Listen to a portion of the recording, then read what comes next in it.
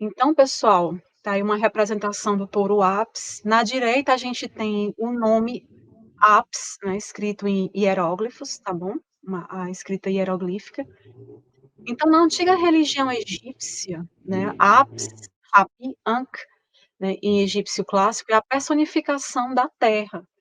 É o morto-vivo, no caso ali, o Osíris, né, o morto-vivo, o morto que depois ressuscitou, ele encarnou num touro branco sagrado.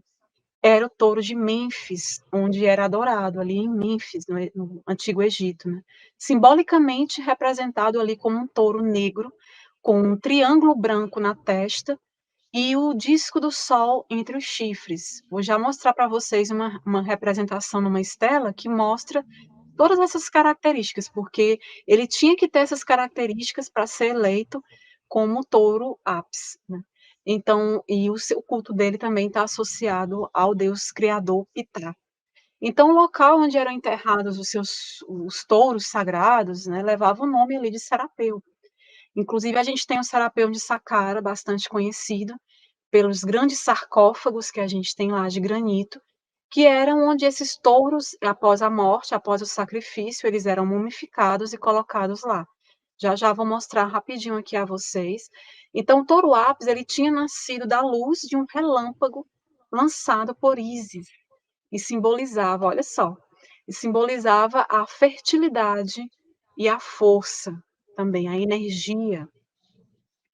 E aqui, pessoal, é o Serapeu de Saqqara. Algumas imagens dele, ó, aqui na direita a gente tem, vocês podem estar ampliando, a gente tem uma foto de um dos sarcófagos de granito, pesando muitas toneladas, né, são gigantes. Se eu não me engano, eles têm 4 metros de comprimento, mais ou menos isso, cada sarcófago desse de granito. Aqui no meio a gente tem a pedra de Palermo, que é justamente aqui nessa pedra de Palermo, a gente tem várias inscrições hieroglíficas mostrando reis de várias dinastias, né. Inclusive ela fala que o touro ápis, ele já era cultuado desde o período pré-dinástico, tá, essa estela vai falar isso. E aqui na esquerda a gente tem algumas imagens aqui, ó, do Serapeu de Saqqara. Esse Serapeu não é o de Alexandria, né, ele é até mais antigo, bem mais antigo, esse aqui data da 18ª dinastia, mais ou menos, e ele está ali em Saqqara, na necrópole de Saqqara, tá bom? É um templo subterrâneo, por isso que a gente vê essas entradas aqui, a pessoa entra e tem uma série de corredores, né, tem o corredor principal, e de cada lado você tem tipo como se fosse umas salinhas, cada sala com um sarcófago de granito desse, para colocar o touro ápis, a múmia do touro ápis, tá bom? Então, pessoal, que mais que eu tenho para falar para vocês? Deixa eu ver se tem mais slide para mostrar, porque eu acho que se eu for mostrar mais, Lindy, vai ficar mais longa a live. Ó, aqui a gente tem uma representação, pessoal, ó, do touro, o touro ápis, né. Então, vamos dar seguimento aqui. Então, só falar um pouquinho para vocês da eu ia falar um pouco mais do templo do Serapeu, mas aí fica muito longo a live, né, vai ficar já tem quase 2 horas de live, né, Lindy. Então vou passar Isso. aqui rapidamente, falei o mais importante sobre o templo do Serapeu, mostrei as imagens e falar aqui para vocês da questão simbólica do touro ápis. Então no simbolismo analítico, trazendo para a psicologia analítica de Jung, o sacrifício do touro, segundo ele, né, o psicanalista, ele representa o desejo de uma vida do espírito que permitiria ao homem triunfar sobre ali as suas paixões animais primitivas e que após uma cerimônia de iniciação lhe daria a paz, né. Então o animal ele representava diretamente ali o poder do monarca, né, como também sua fertilidade, força. Existem várias fontes iconográficas, como essas que vocês estão vendo agora, né, essa estela com esse touro, eu achei lindas as cores, né, bem características, mostrando realmente todas as características que um touro deveria ter para ser reconhecido como um touro ápis, né. Então, pessoal, o animal, Ele representava ali o poder do monarca, como também ali a fertilidade, a força. Existem, como esta, assim como esta, várias, fontes iconográficas nas paredes de diversos templos em que o touro ele aparece nas demonstrações do poder destrutivo do rei, e também ali nas cenas em que caça touros e leões, né. Então essas representações, elas podem ser consideradas como cenas, ali, ritualísticas, que tinham como objetivo, de fato, demonstrar o poder do monarca como controlador do universo dentro e fora do Egito. Então na cidade de Mênfis, o touro, ali no Antigo Egito, o touro ele representava a fecundidade, figurava ali a força vital da natureza e era considerado também o protótipo ali, a encarnação do deus Ptah.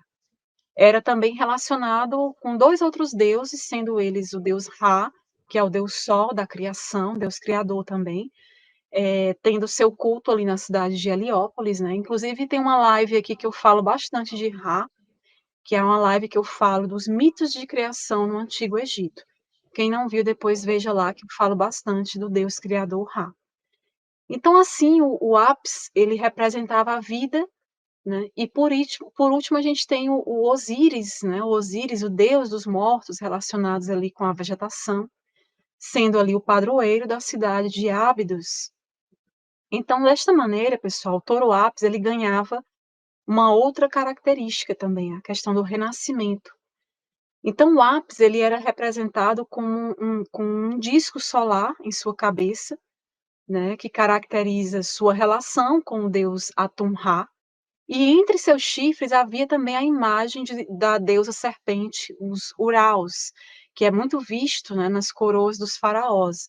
Uraus, que é uma serpentezinha que simboliza a soberania. Depois eu vou fazer um videozinho sobre mitologia, falando de várias simbologias egípcias e vou falar do melhor do Uraus, da serpente Uraus. Então, com o passar do tempo, né, suas características como um deus touro foram crescendo e ganhando ainda mais importância ali dentro de toda a cosmogonia egípcia. E Apis começou a se diferenciar de outras deidades tauromorfas, né, e com isso ele adquiriu aspectos próprios, né. Então o deus ele tinha traços únicos e, segundo alguns historiadores clássicos, era necessariamente um touro negro, de barriga e patas brancas, com uma mancha branca em formato de um abutre ou uma águia, localizada em seu dorso, né. Então tinha que obedecer vários desses pontos para ser considerado um touro ápice. Outros pontos de suas peculiaridades eram uma mancha em forma de um besouro escaravelho, né, localizada ali na parte inferior da sua língua, e uma cauda com 2 pontas de cores distintas, uma preta e outra branca, olha só. Então só poderia haver um touro ápice, esse bovino sagrado, né, só poderia haver um touro ápice se houvessem todas essas características preenchidas.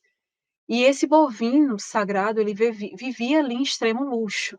Ele vivia ali no luxo, sendo cultuado até o dia dele ser sacrificado, né. Então, de acordo com a mitologia, o deus Apis, ele era o filho ali de Ptah, e no ato da sua criação, o deus ele desceu até a terra em forma de uma luz celestial, para você ver como os mitos, às vezes a gente tem assim, vários mitos para uma mesma história. Olha só, porque antes a gente viu a criação, o surgimento do Apis através de Ísis, né, e aqui a gente já vê uma outra mitologia de criação relacionado a Apis, né, que diz que no ato da criação do deus Apis, né, o Ptah, né, ele desceu até a terra em forma de uma luz celeste e fecundou uma vaca para o nascimento de um touro. Na verdade, essa vaca representa Ísis, né, então você vê que na verdade são formas diferentes de colocar a mitologia, né, porque tem mitologia que já coloca Ísis, sendo a mãe do touro, né, o touro ápice, mas não mostra ali a participação do Ptah, que vem como aquele raio de luz celeste, fecunda a vaca, que seria Ísis, e através disso nasce né, o deus touro Apis. Então, a mitologia é mais ou menos essa, tá, pessoal? Para vocês entenderem, tudo isso é para vocês entenderem essa questão do Apis, né, para poder também entender o Serapis. Então haveria uma construção ali dedicada a ele, localizada perto da do seu pai Ptah, onde ocorriam ali dedicatórias, né.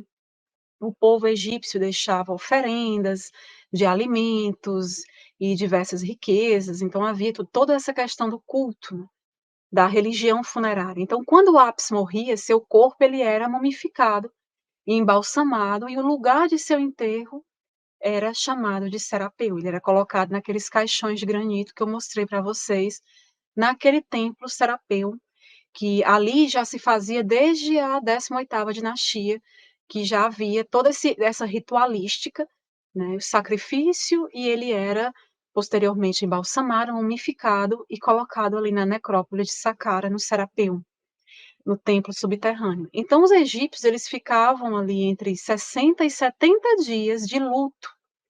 Quando eles sacrificavam um touro desse, tinha um período ali de luto. E logo após a sua morte, os sacerdotes, eles iniciavam a escolha do novo representante para ocupar o cargo do touro Apis.